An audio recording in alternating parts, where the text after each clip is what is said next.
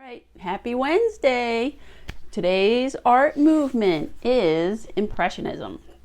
And Impressionists used color, movement, loose brush strokes, and light to illustrate everyday moments in life. And the loose brush strokes were meant to emphasize the fact that these were brief little moments that happen that are just everyday moments, but they're very fleeting. So the loose brush strokes really help to convey that to the viewer. So today we're going to be inspired by the work of an American Impressionist, and her name is Mary Cassatt. She was born near Pittsburgh, Pennsylvania, and when her and her family traveled, they made one particular trip that really made a big impression on her.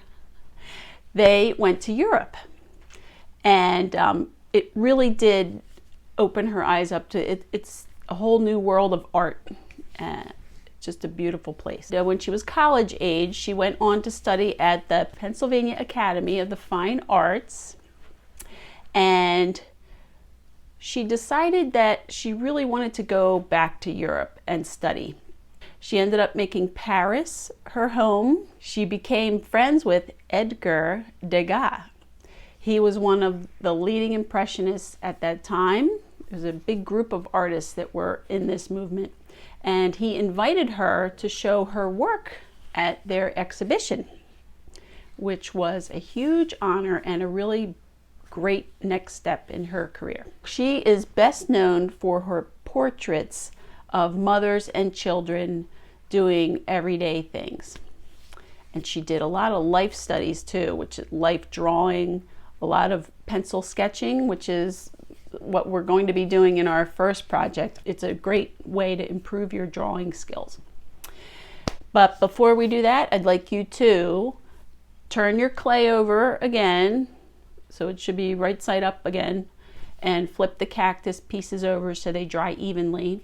And then tomorrow we will paint them. They should be nice and dry by then.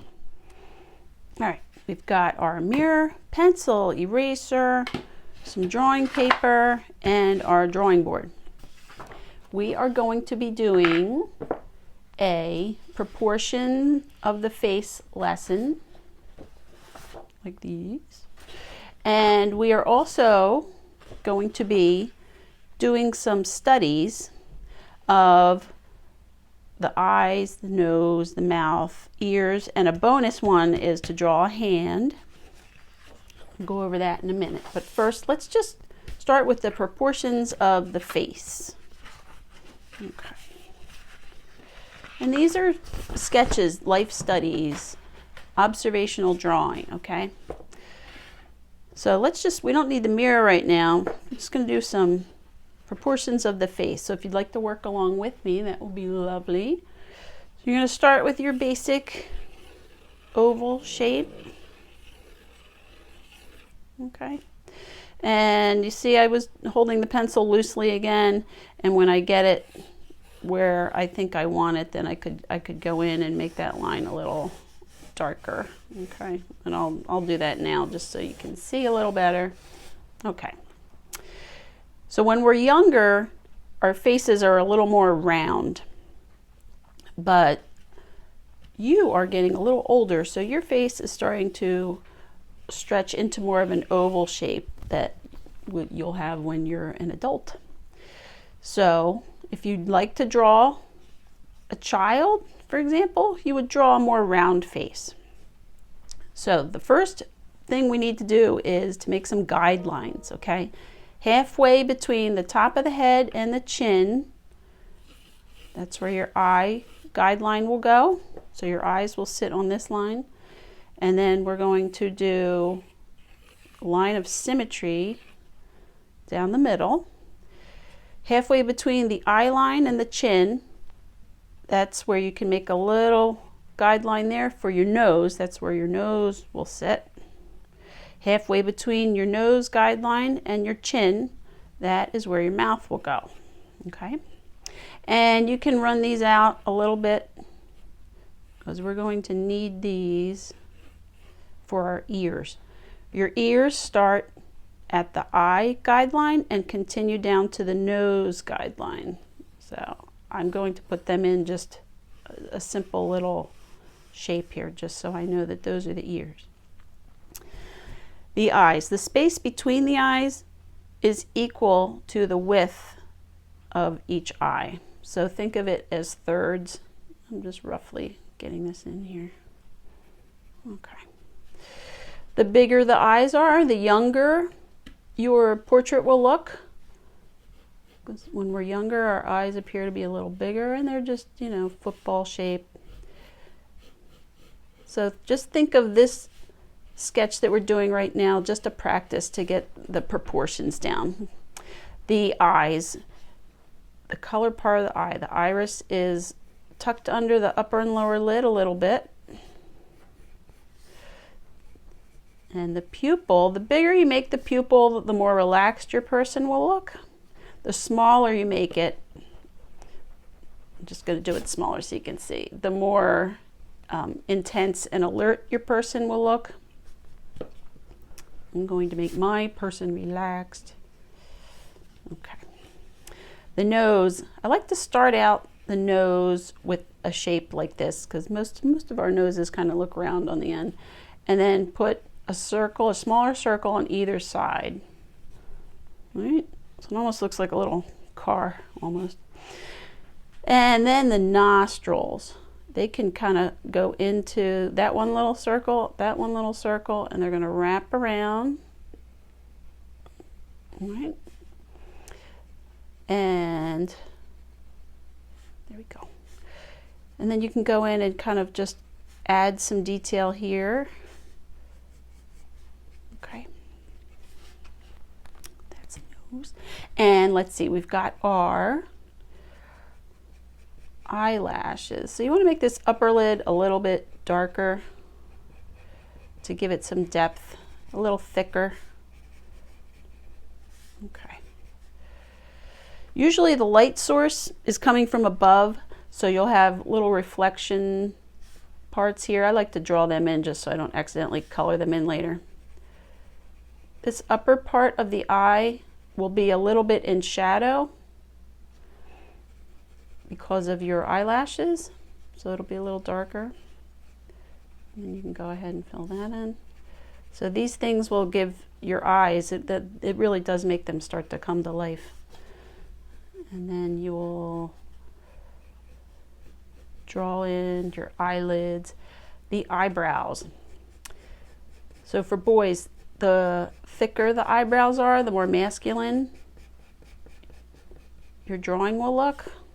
So we're going to make this person a boy. Okay. And then the mouth. So for the upper lid, you can put a little circle there, and then two smushed ovals here, and then use that as a guideline. Here's the other guideline.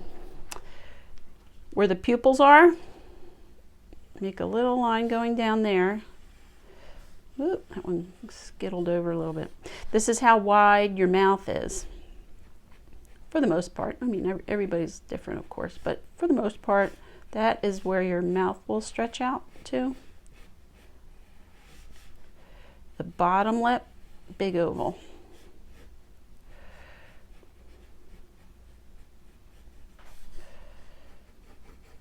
Okay, all right, so those are roughly the proportions, and it would be great if when you were doing yours, I'm trying to do this quickly so that you guys can move on to your lesson, but look in the mirror. If you're getting stuck with some of these, the way things look in the mirror. That's the best way to do it. Your ears, we're going to do an ear study later, so I'm going to leave them a little simple right now. Let's go over the hair. The hair doesn't just start sprouting up here, right? The hair, if you look at yourself in the mirror, even if you've got it pulled back, it starts to come maybe about a third of the way down this space up here that would seem like it would be your forehead, but your hair is rolling around towards the front of your face, your hairline, and it does come behind the ear. I'm going to make this boy hair. So give it a little bit of volume off the top of your head, because that's hair, that's how hair is. It's got some volume to it. Okay. Think of the hair as shapes. This would be a good time to look in the mirror and look at your hair. Look for, if you squint at it, you'll see that the hair is broken into shapes, and there's dark spots and there's highlights where the light is touching it.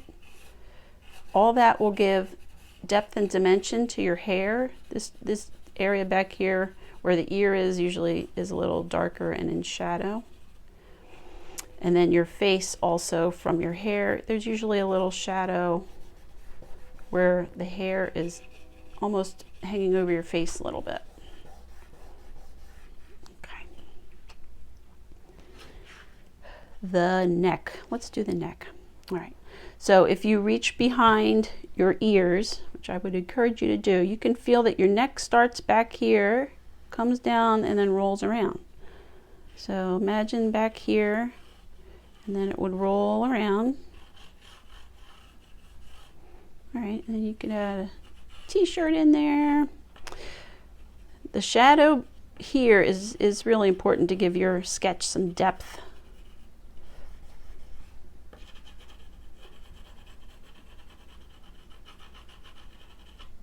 And these are just sketches. They can be very loose.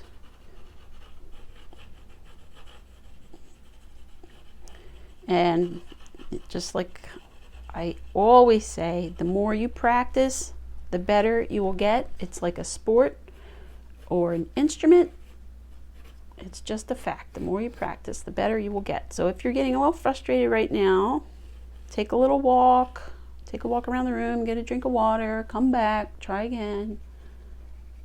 These are just sketches, learning tools, observational drawing.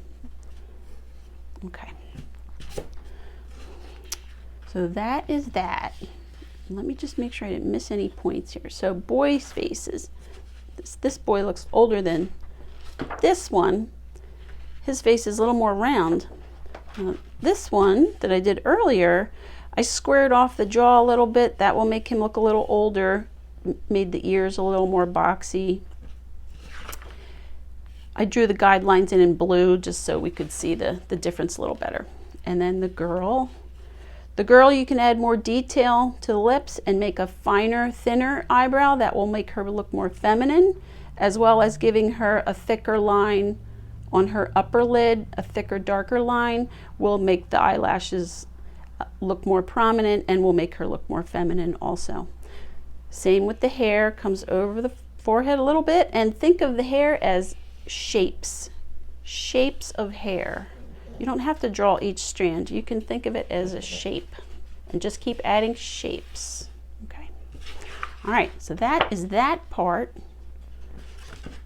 And this is the part that I really enjoyed because I just haven't done this in a while. So I thought it was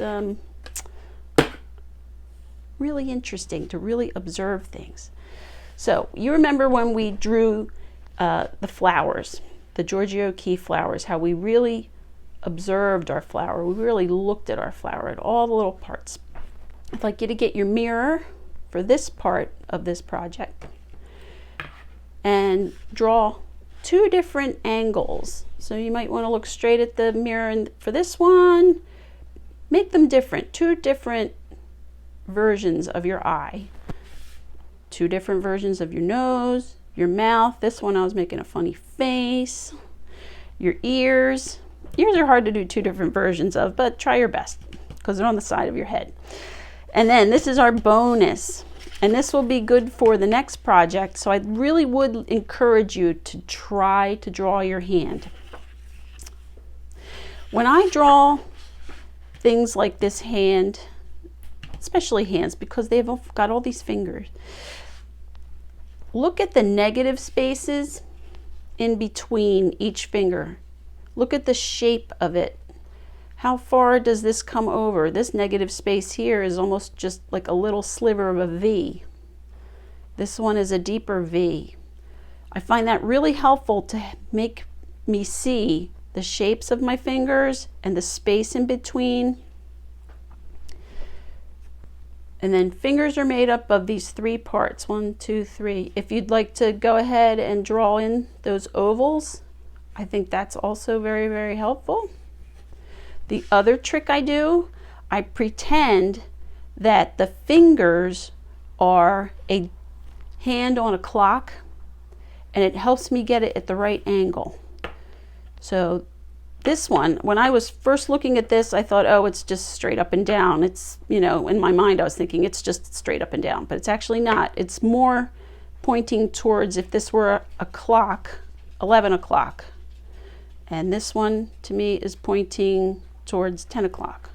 So try that. I find it helpful to draw a lot of different things to help you actually see where that line is in space. Where is it really? So give that a try, and I can't wait to see what you do with these. Make sure you email me what you're doing, and I will see you in the next video.